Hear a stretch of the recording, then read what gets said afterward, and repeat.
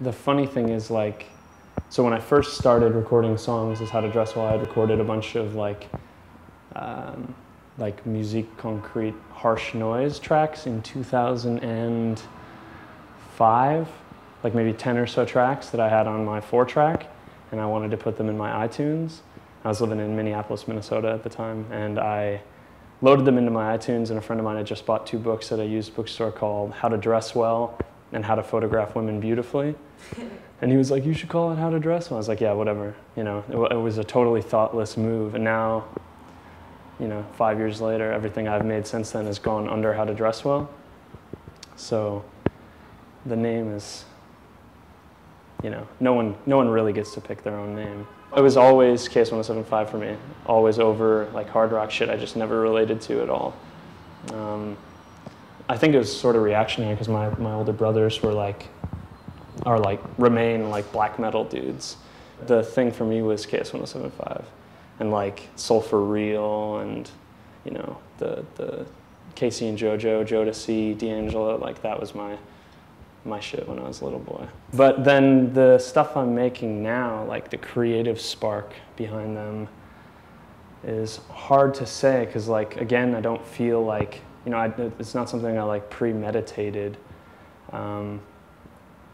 Last summer I bought a keyboard for 15 bucks on eBay, and I made a song called Kidnap City where I just took the keys and looped the keys and started singing over it. And that's like the least so-called like R&B vibey of all my tracks.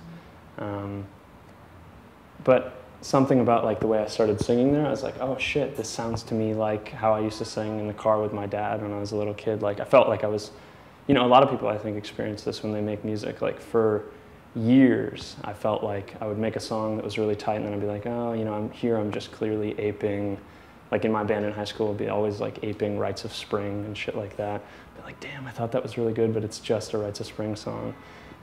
With Kidnap City and then the songs that followed after that, like the next song I recorded is called Suicide Dream 1. And I was singing, I had made this kind of like sound piece, and I started sort of like closing my eyes and just singing what came to me. And I sang this thing where I was like, and now I'm just missing you. And that's from I Wish by R. Kelly. I was like, oh shit.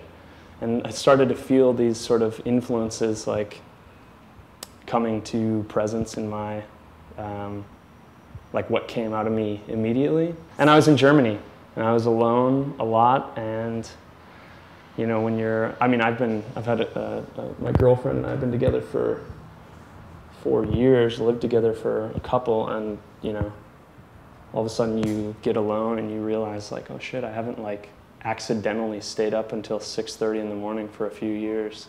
And you're like, oh, whoa, I made a couple songs last night. And so that's kind of the vibe.